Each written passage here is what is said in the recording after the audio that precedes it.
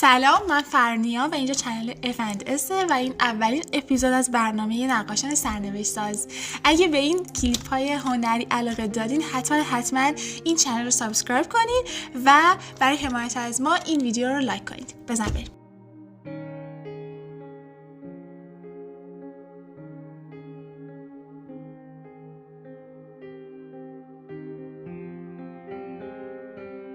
نقاشی شرق و یا حتی نقاشی ژاپن یکی از مهمترین مبحث‌های هنرهای تجسمیه که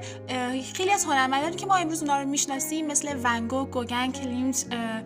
کلود مونه یا خیلی که شما حتی ممکن اسمشون رو شنیده باشین از تأثیراتی که این هنرمندی که امروز میخوام بهتون معرفی کنم تو کارهاشون استفاده کردن. متأسفانه ما اون هنرمندان رو میشناسیم ولی این هنرمند بزرگ رو شاید کمتر به گوشمون اسمش خورده باشه و اینکه تأثیرش رو خیلی عجیبه که میتونیم تو سینمای امروز ببینیم و یا حتی کتاب‌هایی که شما اسم اونا رو به صورت مانگا میشناسین و این هنرمند بزرگ برای اولین بار در کارش ابداع کرده و منتشر کرده. حالا در ادامه کلیپ بیشتر با این هنرمند آشنا میشیم.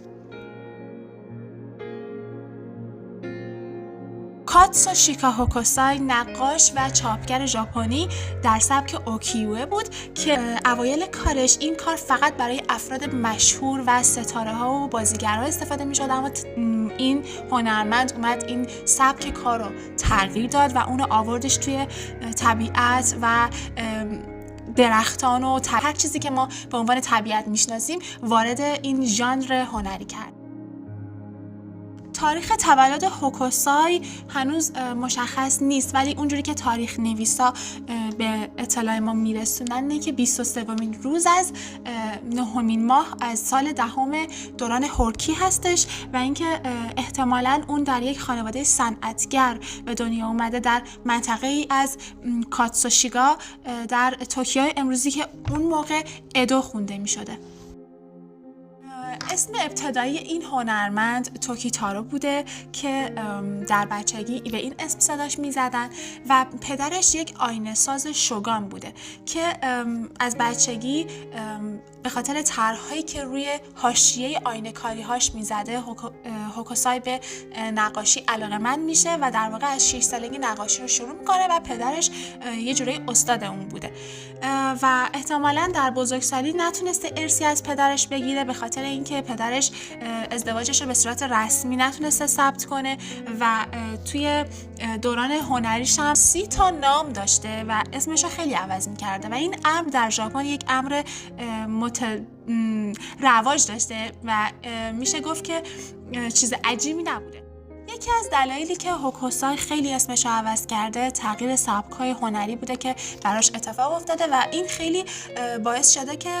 هر دوره‌ای از هنری که به وجود می آورده رو با یک نامگذاری کنه. موقعی که 12 سالش بوده پدرش اونو برای کار به یک کتابخونه میبره که این کتابخونه زیر نظر یه مؤسسه خیلی معروف و خوشنام و محبوب در ژاپن بود. در اون موقع کتاب خوندن و یا به کتابخونه رفتن یکی از تفریحات و سرگرمی‌های افراد متوسط و مرفه جامعه بوده. هوکوسای در سن 14 سالگی شاگرد یک کارگاه منبت‌کاری میشه و مشغول به کار میشه و چند سال بعد در سن 18 سالگی در استودیو کاتسوکاوا شونشو یک هنرمند مشهور ژاپنی در اون زمان مشغول به فعالیت کارهای هنری میشه که بعد از چند سال به درجه‌ای از استادی میرسه و در مدرسه‌ای که توش تحصیل میکرده شروع به تدریس میکنه. هوکوسای بعدها رئیس اون مدرسه میشه و خیلی از هنرمندهایی که توی اون مدرسه یا حالا جاهای دیگه از ژاپن تحصیل میکردن سبک هوکوسای رو ادامه میدن و دنبال روی هوکوسای میشن و خیلی محبوب و مشهور میشه و پس از 1 سال اسمش رو عوض میکنه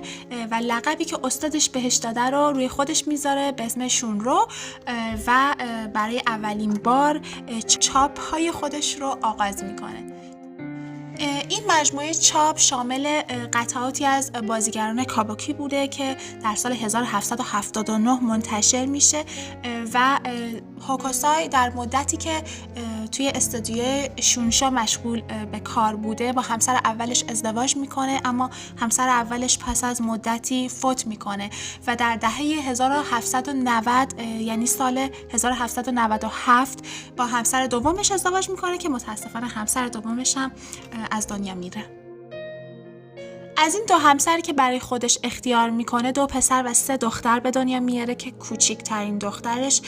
اوی نام داره که بعدها دستیار و همکار خود هوکوسای میشه. تصویری که الان دارین مشاهده میکنید اثر مشهور هوکوسای هستش به اسم آتش بازی در خونوکای عصر که در ادو اجرا شده و طی سالهای 1788 تا 1789 مربوط میشه به همین دوره از زندگی هوکوسای که حالا داریم تماشاش میکنیم. بعد از مرگ استادش در سال 1793 تلاش میکنه که روی سبکای دیگه هنری کاوش کنه و میره دنبالش میگرده، مثل سبکای اروپایی رو پیدا میکنه که اونا رو از طریق حکاکی‌های مسی یه هلندی و اروپایی که حالا روشون تحقیق میکرده جذب اونا میشه و تلاش میکنه که سبکای دیگر رو امتحان کنه، ولی پس از مدتی توسط یکی از شاگردان استاد سابقش از مدرسه اخراج میشه، ولی خودش این اتفاق و یکی از بهترین اتفاقات و در واقع نقطه عطف زندگیش تلقی میکنه و میگه که من احساس میکنم که کاملا رها شدم و میتونم آثار نوآورانه و خلاقانه تری خلق کنم و این برای من خیلی روزنه جدیدی بود در خلق آثار هنری خودم. پس از مدتی هوکوسای تصمیم گرفت که موضوع خودش رو عوض کنه و از اون حالت سنتی بیاد بیرون، چهره‌های بازیگران مشهور، افراد معتبر و حالا هر چیزی که سنتی اون سبک بوده گذاشت کنار و پرداخت به زندگی روزمره ژاپن و اتفاقات روزمره، مناظر و طبیعت ژاپن و حالا یه جورایی تغییر خیلی بزرگی در این سبک به وجود آورد و سعی کرد طبیعت و منظره رو به کارش اضافه کنه. بعد از مدتی وارد مدرسه تاوارایا شد و اسم خودش رو به تاوارایای سوری تغییر داد، یه جورایی دوباره با این مدرسه شروع به همکاری کرد. پس از اون شروع میکنه به چاپ و نقاشی خودش به صورت سفارشی و خصوصی یا همون سوریمونو یا نقاشی خودش رو روی کتاب‌های طنزی که اون موقع چاپ میشده روی اونا اجرا میکنه. یکم بعد توی سال 1789 مدرسه رو ترک میکنه و میخواد که به صورت مستقل و برای خودش کار کنه و برای خودش آکادمی مستقل میذاره و اسم خودش رو برای بار چندم عوض میکنه به اسم هوکوسا تومیسا و توی سال 1800 تلاش میکنه که دیگه پورتره رو بذاره کنار و پورتره رو از این سبک حذف کنه و بیشتر مناظر و طبیعت رو به کار خودش اضافه میکنه. همونطور که گفتم خیلی علاقه داشت به مناظر و کشیدن طبیعت، به خاطر اینکه اون یه بودایی بود و خیلی علاقه داشت به حالا طبیعت و اینجور موضوعات و حالا 2 تا مجموعه خلق کرد که شامل مناظر دیدنی و حالا مشهوری از پایتخت بود که اونا رو در قالب اثر هنری و مجموعه تولید کرد و بعد از مدتی شروع کرد به جذب هنرجو که به اونا آموزش بده به صورت شخصی کار کنه و در طول دوره زندگیش حدود 50 تا نقاش رو حالا تربیت کرد و به وجود آورد میشه گفت و به شدت مشهور شد و این شهرتش هم به خاطر خلق آثار نوآورانه و خلاقانه اون در طبیعت و سیر طبیعته. پس از مدتی در یک جشنواره‌ای که در ادو برگزار میشه در سال 1804 شرکت میکنه که در طی اون میاد با استفاده از یک جارو و یک سطل پر از جوهر تلاش میکنه که یک پورتره بکشه از پیشوای بودایی داروما که رهبر بزرگی بوده و این کار ابعادش بیش از 200 متر مربع هستش که این کار رو به اتمام میرسونه و در یک مسابقه دیگه که برگزار میشه و اون شرکت میکنه با هنرمندان دیگه که میان و اونها هم در سبک سنتی ژاپن کار میکنن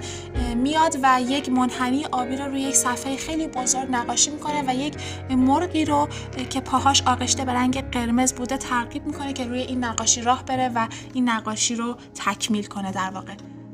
در ضمن این مسابقه در حضور شوگان انجام میشه و اون این نقاشی رو به شوگان به عنوان منظره‌ای توصیف میکنه که برگ‌های قرمز افرا روی رودخانه‌ای در حال حرکت هستند و در نهایت در این مسابقه هم برنده میشه. در طی سالهای 1804 تا 1815 با یک رمان نویس محبوب اون دوره به اسم تاکیزاوا باکین در یک مجموعه مصور حالا داستانی وارد همکاری میشه و رمان فانتزی هلال ماه رو خلق میکنن که 2 شخصیت داشته به اسم میناموتو و نامتومو که از شهرت بسیار زیادی در بین مردم اون دوره برخوردار بوده. این 2 هنرمند بسیار محبوب پس از یک دوره یعنی خلق 13 اثر از همدیگه جدا میشن و در واقع احتمالاً نمیتونستن با همدیگه مشترک کار کنن و به اختلاف میخورن. در ادامه در سال 1811 در سن 51 سالگی دوباره اسم خودش رو به تایتو تغییر داد و این فکر می‌کنم برای بار چندمه که بار اسمش تغییر میکنه و خیلی از تغییرات اسمش رو ما نداریم و تعداد کمی از اونها رو میدونیم و کتاب‌های آموزشی تحت عنوان مانگا درست میکنه که احتمالاً اسمش رو خیلی شنیدین. دوست دارم بدونم که چقدر براتون جالب هستش که مانگایی که امروزه ما در فروشگاه کتاب فروشی میبینیم و میخونیم، آیا میدونستید که سرمنشأ اصلیش این هنرمند بزرگ هستش و ایشون خلق کرده و خیلی جالبه. امیدوارم که اگه واسهتون جالب بود حتما نظرتون رو به ما بگین و حتما برامون کامنت بذارین. و این کتاب‌ها رو با درس‌های ساده‌ای از زندگی به همراه طراحی شروع می‌کنه و در ادامه به آموزش اونها میپردازه واسه دانش آموزان و حالا افراد دیگه. و 3 جلد از این کتاب‌های مانگا پس از مرگ هوکوسای چاپ میشن که شامل هزاران تصویر از طبیعت، حیوانات، زندگی روزمره و افراد مذهبی هستند که حالا به چاپ میرسن. خب همونطوری که اشاره کردم در 5 اکتبر 1817 دارومای بزرگ رو در ناگویا نقاشی میکنه که ابعاد این اثر 18 در 108 متر هست و جمعیت زیادی اون روز برای خلق این اثر هنری دور هم جمع شده بودند و در واقع این اثر رو یک شاهکار هنری تلقی می‌کردن. اما متاسفانه در سال 1945 این اثر نابود میشه. وای بچه‌ها، حالا باید بگم که دوباره اسم خودش رو تغییر میده پس از مدتی در سال 1820 و این دوره میشه گفت اوج شهرت هوکوسای در تاریخ ژاپن هستش که حالا اسمش هم عوض میکنه ولی من اسمش رو نمیدونم. در این 2 اثر میتونیم نتایج مطالعات این هنرمند بزرگ در طی این همه سال در طبیعت و ادغام اون با هنر اروپایی رو مشاهده کنیم و این 2 اثر انقدر به شهرت میرسه که 10 اثر دیگر رو هم به این مجموعه اضافه میکنه. هوکوسای روی جنبش امپرسیونیست خیلی تاثیر گذاشت و همچنین میتونیم تاثیراتش رو روی هنرمندانی مثل دگا، گوگن، کلیمت، فرانتس مارک، آگوست و مانو و ونگوگ ببینیم و حالا این هنرمندان ما خیلی میشناسیم اما هیچ وقت اسم هوکوسای ممکنه که به گوشمون نخورده باشه.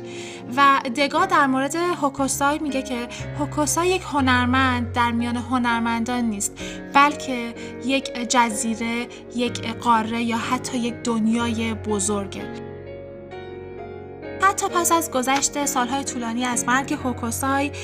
کارهای اون و آثار اون مورد استقبال بسیار زیادی قرار میگیره و نمایشگاه‌های زیادی برای هوکوسای برگزار میشه. در سال 2005 موزه ملی توکیو نمایشگاهی از آثار هوکوسای برگزار میکنه که خیلی مورد استقبال قرار میگیره و بعضی از آثار این نمایشگاه و نمایشگاه بریتانیا هم مورد نمایش قرار میده و نمایشگاه موج بزرگ هوکوسای در سال 2017 در بریتانیا برگزار میشه. و در انتها میخوام راجع به معروف ترین اثر هوکوسای صحبت کنم که اسمش موج عظیم کاناگاوا هستش که به ژاپنی کاناگاوا اوکینامی اورا هستش و ترجمه اون هم میشه آن سوی موج در ساحل کاناگاوا که یک باسمه چوبی هست و ابعاد اون 25 در 37 هستش که نخستین اوکیوه هست از مجموعه 36 چشم انداز کوه فوجی که در طی سالهای 1823 تا 1835 خلق شده و شرایط آب و هوایی متنوع و گوناگون، فصلها و شرایط زندگی و طبیعت رو داره به ما نشون میده و این اثر به دلیل اهمیت مذهبی زیادی که داره مورد استقبال بسیار زیاد مردم قرار میگیره و بسیار حائز اهمیته. امروزه آثار معروف هوکوسای در موزه ملی توکیو، متروپولیتن نیویورک، موزه بریتانیا، خانه کلود مونه و کتابخانه ملی فرانسه نگهداری میشه. اگه از این ویدیو خوشتون اومده حتما منو سابسکرایب کنید و لطفاً برای حمایت از من این ویدیو رو لایک کنید.